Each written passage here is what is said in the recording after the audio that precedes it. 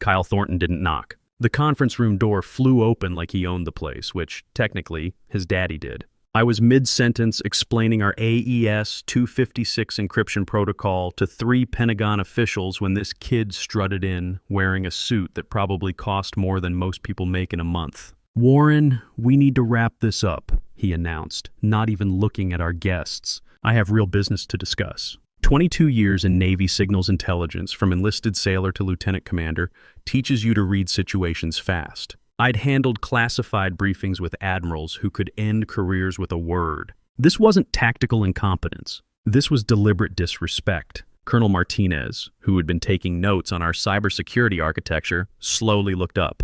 Next to him sat Dr. Sarah from DARPA and Commander Thompson from Naval Intelligence. These weren't junior analysts. They were decision makers on a $340 million defense contract. And this pampered brat had just dismissed them like they were interrupting his lunch. "Gentlemen," I said, keeping my voice steady, "perhaps we could reschedule for tomorrow morning?" After they left, stone-faced and clearly unimpressed, Kyle plopped into the head chair like he'd just solved world hunger. The silence stretched until he spoke. "Dad wants to see you in his office. Now, you gotta appreciate the irony. 22 years protecting classified communication systems, from submarine operations in the Pacific to counterintelligence work in Norfolk, and I'm getting ordered around by some trust fund kid who probably couldn't spell encryption without spell check. That $92,000 bonus hitting my account in exactly 48 hours. It wasn't just a performance bonus. It was Sarah's spring semester at Georgetown, international relations major, Dean's List, my pride and joy. It was also the final payment on the divorce settlement I'd been grinding through for 3 years. Linda had been patient, but patience doesn't pay lawyers. The walk to Charles Thornton's corner office felt like walking the plank. Kyle strutted ahead, probably thinking he'd just pulled off some masterful power play. What he didn't know was that he'd just triggered something that would bring down their entire company. See, I'd been at Graybridge Systems for 17 years. Started there fresh out of the Navy when we were just 12 engineers crammed into a converted warehouse in Arlington. Back then, the founder, Harold Brennan, was still running things. Hal was old-school Navy himself, enlisted in Korea, worked his way up through the defense industry when it actually meant something. Hal understood that the people who build the technology should control it, not the suits who inherit it. He'd seen what happened when bean counters took over defense contractors. Projects got outsourced to the lowest bidder, security got compromised, and good people got shown the door to make quarterly numbers look better. About 10 years ago, Hal and I had dinner at Murphy's Steakhouse downtown. Nothing fancy, just 2 Navy guys who'd been in the trenches together. Over bourbon and ribeye, he told me something that would change everything. "Warren," he said, cutting into his steak with surgical precision, "I'm writing a special clause into your contract. That $92,000 bonus you earn every year, once it pays out, all intellectual property rights for our core encryption suite transfer to you, legally and permanently." I nearly choked on my old Forester. "Hal, what the hell are you talking about?" "Protection," he said simply. "For you, for the technology, for everything we've built. Board can't sell it, can't give it away, can't let some incompetent heir destroy it." He leaned back, studying my face like he was reading sonar signatures. "This stays between us, my lawyer, and your contract. Nobody else needs to know." At the time, I thought he was being paranoid. The company was stable, profitable, growing. We had solid government contracts, good people, a reputation for delivering on time and under budget. But Hal had survived 3 market crashes and 2 hostile takeover attempts. He knew storms could come from anywhere. "What if the board finds out?" I asked. "Warren, I founded this company. I wrote the articles of incorporation. The board serves at my pleasure, not the other way around." He took a sip of bourbon. "Besides, as long as you stay employed and keep doing good work, this clause never matters. It's insurance, nothing more." That clause sat dormant for a decade. Every year, I'd get my bonus. The IP rights would briefly transfer to me, then automatically revert back to Graybridge when I showed up for work the next day. Clean, simple, legal. As long as I stayed employed, the company kept its crown jewels. But Kyle had just changed the game. Standing outside his father's office, I could hear raised voices through the heavy oak door. Charles Thornton wasn't just the CEO, he was fighting for his legacy. 6 months ago, he'd announced a merger with Patterson Defense Systems, a $280 million deal that would make Graybridge the leading cybersecurity contractor on the East Coast. Problem was that merger depended entirely on our encryption suite.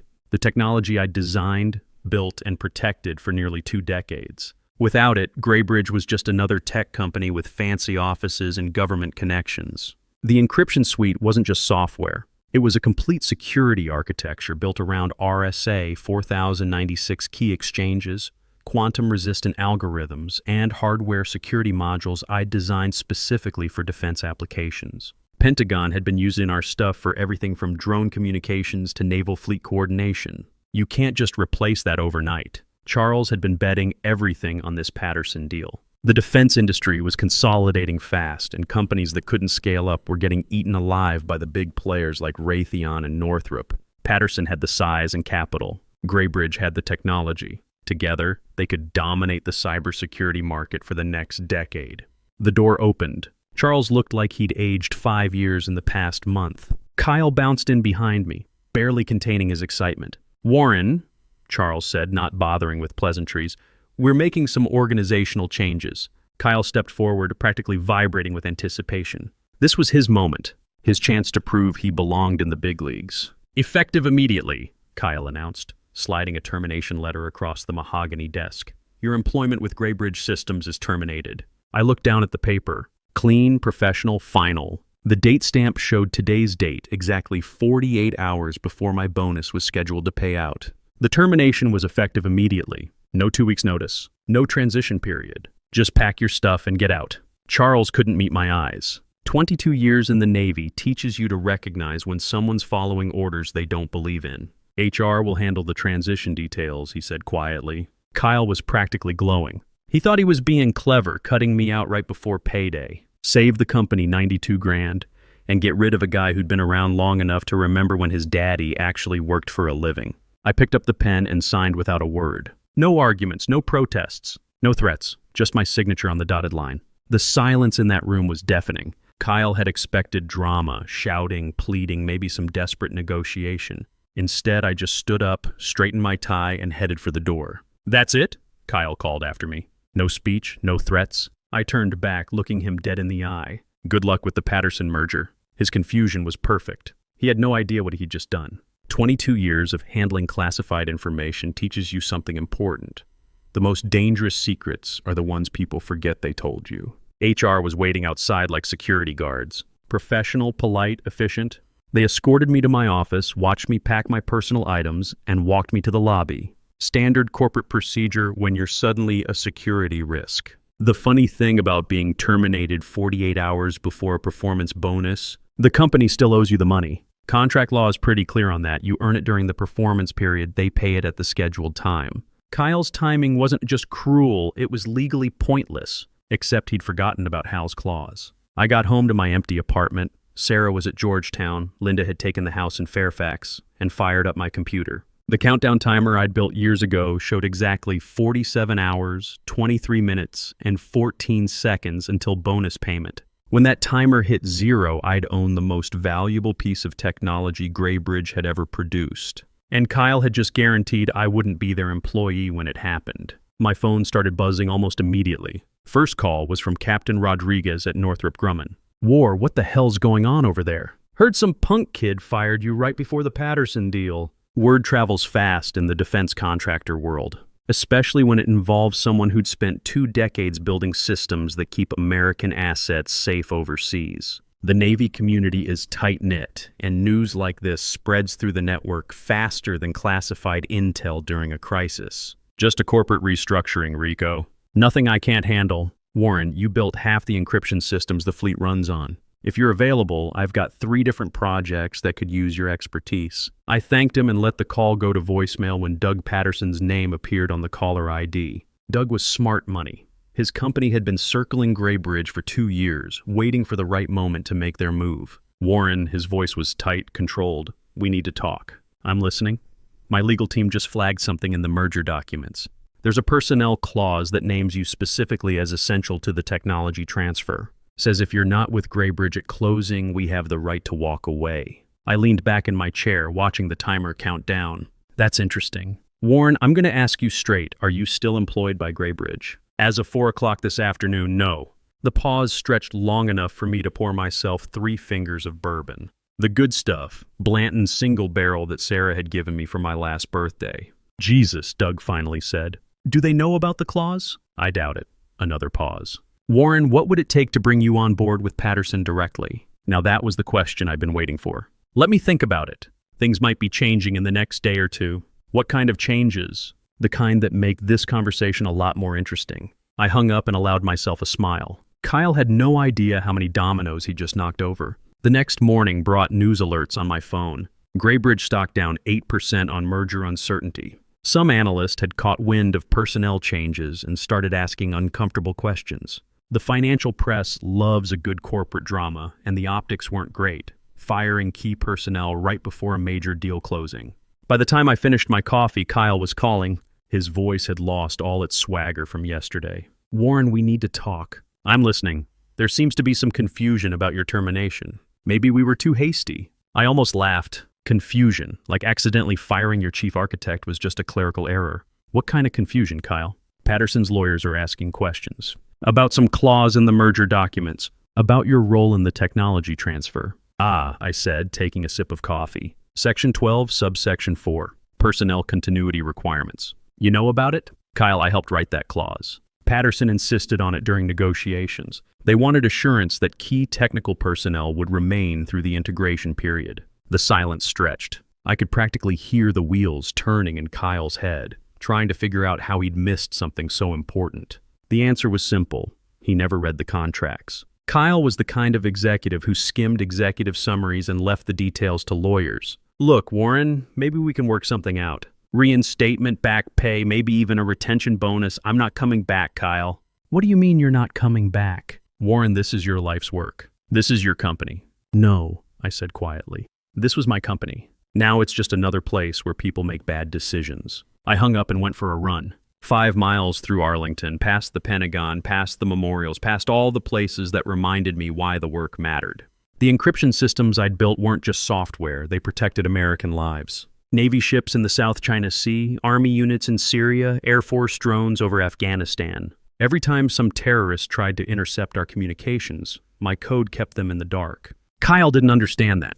To him, it was just another product to monetize. When I got back, my old Navy buddy Jim Collins was calling from his job at Raytheon. Warren, heard you got the boot from Graybridge. Charles Thornton lose his mind? His son made the call. Kyle? That preppy little weasel? Hell, Warren, he couldn't find his ass with both hands and a GPS. What's Charles thinking, letting that kid run personnel decisions? Beats me, Jim, but it's done now. Well, if you're looking for work, we could use someone with your clearance level. Still got your TS/SCI? Current through next year. Good, we're bidding on a Navy contract for submarine communications. Right up your alley. After Jim hung up, I sat back and thought about the phone calls. In 24 hours, I'd already had 3 job offers from major defense contractors. Kyle thought he was destroying my career. Instead, he'd just advertised to the entire industry that I was available. My phone buzzed with a text from Sarah. Dad, saw the news about Graybridge stock dropping. Everything okay? I texted back, everything's fine, sweetheart.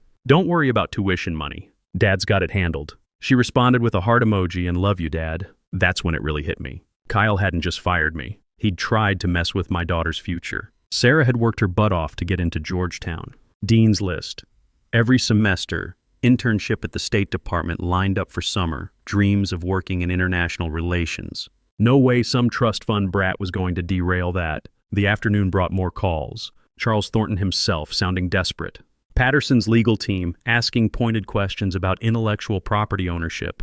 A reporter from Defense Week who'd somehow gotten my number. I let them all go to voicemail and pulled up the contract Hal had signed 10 years ago. Section 9, subsection 3. Clear as day.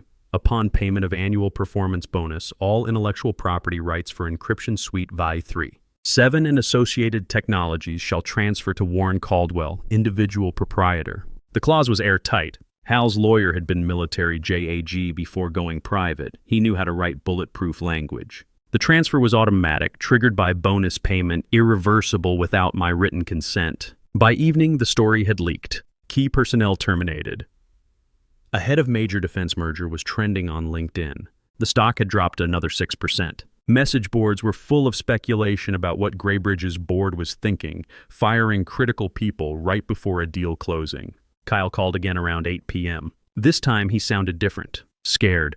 Warren, my father wants to meet with you. Tonight. Name your price. For what? To fix this. To make this right. To save the company. I looked at the timer. 19 hours, 31 minutes, 8 seconds. Kyle, I said, there's nothing to fix. You made your decision yesterday. Now you get to live with it. Warren, please. This merger is everything. My father's legacy, my future, hundreds of jobs. Should have thought about that before you decided to play power games with people's livelihoods. I hung up and poured another bourbon. Outside, the city hummed along, oblivious to the corporate drama playing out in boardrooms and law offices across town. Tomorrow, when that timer hit 0, everything would change. Kyle thought he'd outmaneuvered me. Instead, he'd just handed me the keys to the kingdom. The next morning brought chaos. Graybridge stock opened down 18%. Patterson Defense announced they were reviewing certain aspects of the pending merger. Charles Thornton was photographed leaving an emergency board meeting, looking like a man facing a court-martial.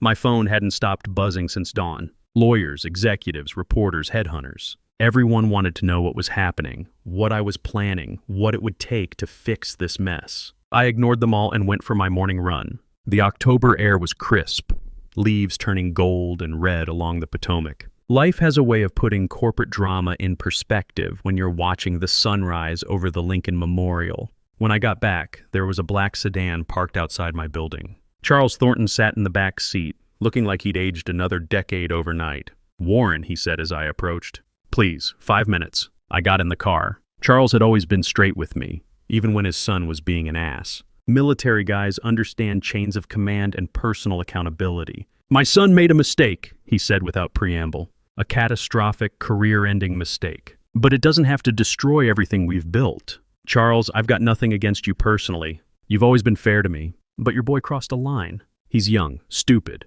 arrogant, I know that. Charles rubbed his face with both hands. But Warren, this company employs 400 people. Good people, engineers, technicians, support staff. People with mortgages and kids in college. Are you really going to let it all burn because Kyle doesn't know how to act professional? I studied his face. The desperation was real. So was the pain. Charles had built this company from nothing, and now he was watching his son tear it apart. Charles, what exactly are you asking me to do? Come back, work with us. Help us get through this merger. Name your terms, salary, equity, whatever you want.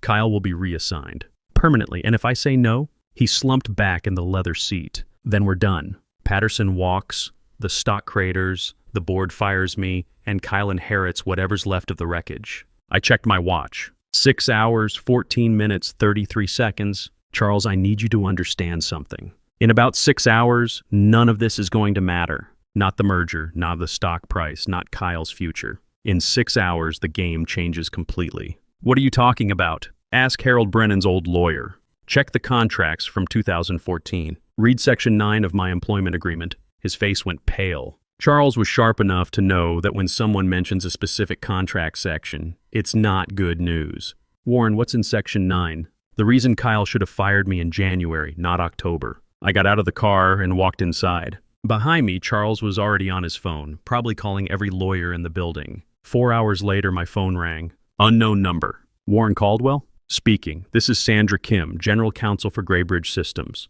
Mr. Caldwell, we need to discuss Section 9 of your employment contract. I'm listening. According to our records, you have a performance bonus scheduled for payment in approximately 2 hours. Is that correct? That's correct. And according to Section 9, payment of that bonus triggers a transfer of intellectual property rights for the core encryption suite. Is that also correct? That's correct. Long pause. Corporate lawyers hate surprises, especially ones that can tank billion-dollar deals. Mr. Caldwell, are you willing to negotiate? Negotiate what? A settlement, a resolution that protects all parties' interests. I looked at the timer. 1 hour, 53 minutes, 7 seconds. Sandra, I appreciate the call, but there's nothing to negotiate. Kyle terminated my employment. The bonus is contractually guaranteed. The IP transfer is automatic. Everything else is just noise. Mr. Caldwell, we're prepared to offer significant compensation. Stock options, cash settlements, executive positions, with Kyle still in management? No thanks, Mr. Caldwell. Kyle will be removed from any operational role permanently. You have my word. Sandra, your word isn't worth much right now. Kyle should have been removed years ago, but Charles couldn't bring himself to do it. Why should I believe anything's changed? I hung up and made myself a sandwich. Turkey, Swiss, mustard on rye. Simple pleasures matter when the world's falling apart around you. My old squadron mate Tom Bradley called from his consulting firm in Crystal City. Warren, heard through the grapevine you're available. True, depends what you mean by available. I mean free to make some serious money. I've got 3 defense contractors asking about you specifically. Word is Graybridge stepped on their own tail. Something like that. Warren, these aren't just job offers. These are equity partnerships. Build your own team, work the contracts you want, keep the profits. One of them's offering a 7-figure signing bonus. I almost laughed. 24 hours ago, Kyle thought he was saving the company $92,000. Now I was getting offers worth 10 times that amount. Tom, let me call you back in a couple hours. I'm waiting on something. Roger that. But Warren, don't wait too long. These offers won't stay open forever. At 4:47 p.m., the timer hit 0. My computer chimed softly. New email notification from the automated contract system I designed years ago. The same system that tracked bonuses, equity vesting, and intellectual property transfers. Transfer complete. All rights to Encryption Suite version 3. 7 and associated technologies now held by Warren Caldwell, individual proprietor. I downloaded the documentation. 47 pages of legal text, all culminating in one simple fact. I now owned the technology that made Graybridge Systems valuable. Kyle had tried to deny me $92,000. Instead, he'd handed me intellectual property worth about $50 million. My phone rang immediately. Doug Patterson. Warren, please tell me you're taking my calls. I am now. My legal team just confirmed it. You own the Encryption Suite. I do. Warren, we've been planning this merger for 2 years. We've spent $8 million in legal fees, due diligence, integration planning. But here's the thing. I'm not angry. I'm impressed. That wasn't what I'd expected to hear. How's that, Doug? Because now I can deal directly with the person who actually built the technology, instead of going through a bunch of suits who don't understand what they're selling. Doug's voice had energy now, excitement. Warren, what would it take to license the technology to Patterson directly? Cut Graybridge out entirely? I leaned back in my chair. Now that was an interesting proposition. I'd need to see a proposal. I can have something to you in 2 hours. Full licensing agreement, equity participation, complete creative control. Warren, you built this technology. You should be the one who decides how it gets used. Make it good, Doug. I've got other calls to return. The rest of the afternoon was something else. Graybridge stock dropped another 22% before trading was halted. Emergency board meetings. Crisis management firms. Lawyers flying in from New York and D.C. Kyle called 6 more times. Each message more desperate than the last. Charles called twice. Sandra Kim called every hour on the hour. I ignored them all and went to dinner. Prime rib at Morton's, bottle of Cabernet, chocolate cake for dessert. The Patterson proposal arrived via encrypted email while I was finishing my wine. Exclusive licensing agreement. Minimum guarantee of $75 million over 5 years. Equity participation in Patterson Defense Systems. Complete creative control over technology development. And here's the kicker. They wanted to hire my entire engineering team from Graybridge. Not bad for a day's work. I called Doug from the restaurant. I've reviewed your proposal. And? It's acceptable. With some modifications. What modifications? I want Kyle Thornton permanently barred from any role in the combined company. I want Charles Thornton to publicly acknowledge that his son's actions caused this situation. And I want a formal apology. Warren, that's pretty harsh. Doug, Kyle terminated me to avoid paying a $92,000 bonus. Because of his decision, Graybridge has lost their most valuable asset. Their stock has cratered, and 400 people might lose their jobs. You want harsh? I could sell this technology to their competitors instead. Silence on the other end. I'll make the calls, Doug said finally. The news broke the next morning like a tsunami hitting the financial district. Defense contractor acquires encryption technology in direct deal, bypasses merger. Every major business outlet picked up the story within hours. Graybridge stock opened down 43%. Trading was halted twice in the first hour. Phone calls were flooding in from investors, reporters, and competitors. The defense contracting world is smaller than people think, and when something like this happens, everyone wants to know how it went down. Charles Thornton held a press conference at noon. Standing behind a podium in Graybridge's corporate headquarters, he looked like a man who'd lost everything, which technically he had. Yesterday, Graybridge Systems lost the rights to our core encryption technology due to a personnel decision made by my son, Kyle Thornton, he read from prepared remarks. This decision was made without board approval and without understanding the contractual implications. As a result, Kyle has been terminated from his position and will have no future role in this company. He paused, visibly struggling with the next words. 20 years of building a company, and it all came down to this moment. I want to publicly apologize to Warren Caldwell, whose termination was unjustified and has caused irreparable harm to our company and our shareholders. Mr. Caldwell served Graybridge with distinction for 17 years and deserved far better treatment. Kyle wasn't at the press conference. Word around the industry was that he'd been escorted from the building by security that morning. His company credit cards canceled, his access revoked. Some trust fund kid learns the hard way that daddy's name only protects you so far. My daughter called that afternoon. She's a junior at Georgetown, smart as hell, studying international relations and probably destined for bigger things than her old man ever dreamed of. Dad, I saw the news. Are you okay? I'm fine, sweetheart. Better than fine, actually. The news said your old company lost some big contract because they fired you. That's crazy. Sometimes people make bad decisions, kiddo. The important thing is how you respond to them. What are you going to do now? I looked out the window of my new corner office at Patterson Defense Systems. Bigger than my old one, better view, and filled with engineers who actually wanted to be there. I'm going to build something new, something better. And I'm going to make sure your college tuition is never a problem again. Dad, you know I'm proud of you, right? Not because of the money, but because you didn't let them push you around. Thanks, kiddo. That means everything. After she hung up, I sat back and thought about the past week. Kyle had tried to humiliate me, to cast me aside like yesterday's newspaper. Instead, he'd given me the best opportunity of my career. Doug Patterson knocked on my office door around 4 o'clock. Warren, got a minute? What's up? Just got off the phone with Admiral Morrison at the Pentagon. They want to fast-track our submarine communications contract.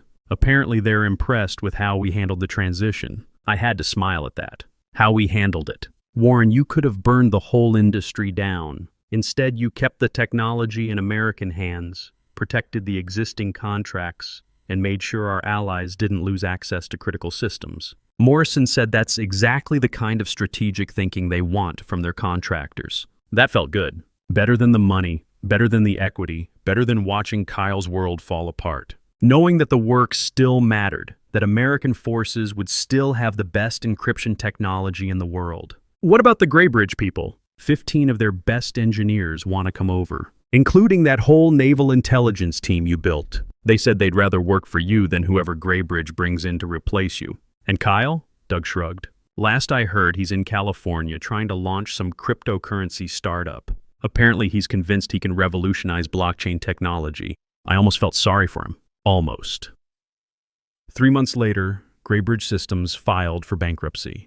The patent portfolio was sold off to pay creditors. Charles Thornton retired quietly to his house in Martha's Vineyard, where he spends his days sailing and probably wondering where he went wrong. The engineers who joined Patterson? They're building the next generation of defense encryption technology. We've got government contracts worth $500 million over the next 5 years. The submarine communications project that Admiral Morrison mentioned, it's going to protect American naval operations for the next decade. My ex-wife Linda called last month. First time we'd talked since the divorce was finalized. Warren, I saw the article in Defense Week about your new company and the Navy contracts. What about it?